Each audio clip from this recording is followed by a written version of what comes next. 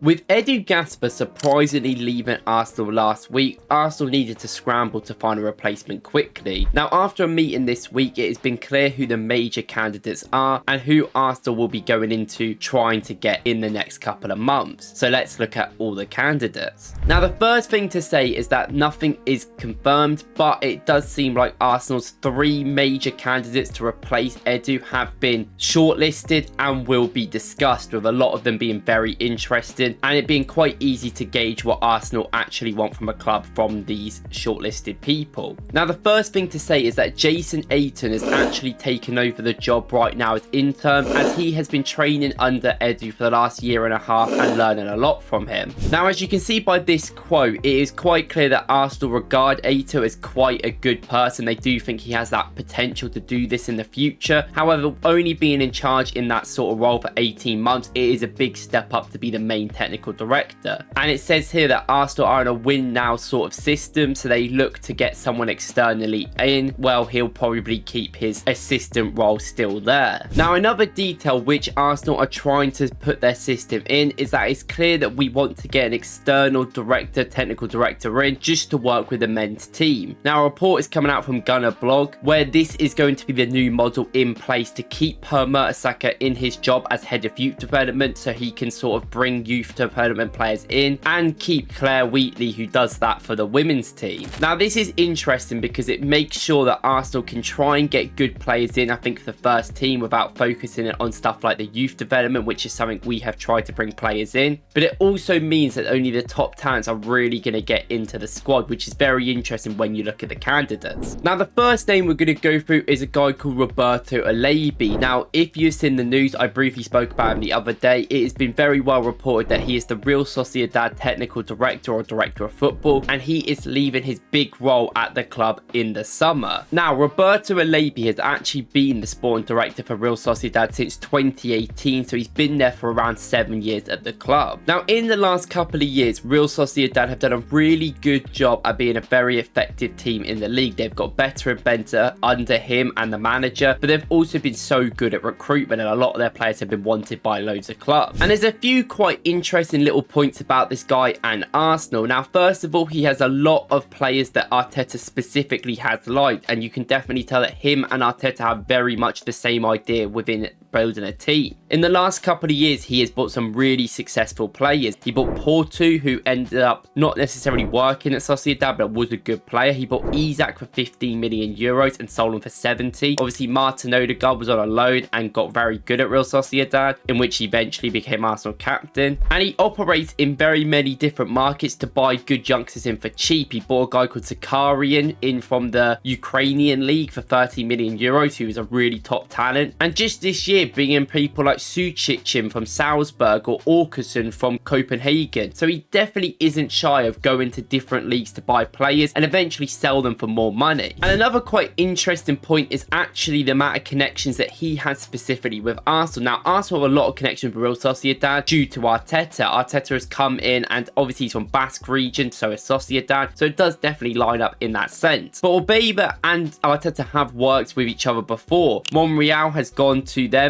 from Arsenal, of course. Kieran Tierney go there on loan last year when we really needed him to get a spot somewhere. And we've even seen deals like Zubimendi be discussed, and Mikel Merino, who has now joined the club from Sociedad in the summer. And specifically for his development, he has actually been credited in helping Odegaard, Isak, Merino, Zubimendi into becoming top players. And these are 4 players that Arteta loves and he's tried to sign or has signed for the club, so you can definitely see the links there. And in his career, he has been credited to have been an out-of-the-box thinker, getting players that you would not necessarily think could be the best and making them into stars. And he's also had a connection with Arteta for over 2 decades. These two are good friends and they know each other well, so you definitely can see the links there, and he is high on the shortlist reportedly. Now, he does want to spend some time with his family before he gets a new job, which obviously wouldn't line up with Arsenal, but he does have a lot of regard for Arsenal and could get tempted by that job potentially. And and he definitely will be a very sought after sporting director across Europe. Now that is the major candidate I think everyone is talking about, but he's not the only person we have on the list. Now the next one is obviously another person that gets along with Basque people, but more importantly has an incredible business and smart mind to get the best out of small deals, and that is of course Simon Rolfes from Leverkusen. Now straight away that team will be giving a lot of people awareness. Obviously Leverkusen have gone on to do brilliant things in the last 18 months under Xabi Alonso, unbeaten in this league last season, almost did an incredible treble but lost in the Europa League final. But that team had never won a league title in the history of its career until last year, with Simon Rolfes also being a major part in that with the recruitment, and now he's being linked with Arsenal. And the first thing with him is he's been at Leverkusen since 2018, and we only have seen results in the last couple of years, but obviously it takes time to develop. However, a lot of the team that actually won Leverkusen the title, he credited with buying years before Xabi Alonso even came in. People like Palacios and Tapsoba were very important to their title, which he bought from unknown and small teams at young ages for cheap prices in the early 2020s. And he was also credited heavily with the risk of signing Xabi Alonso. He thought that would be a good risk for the team, and it has done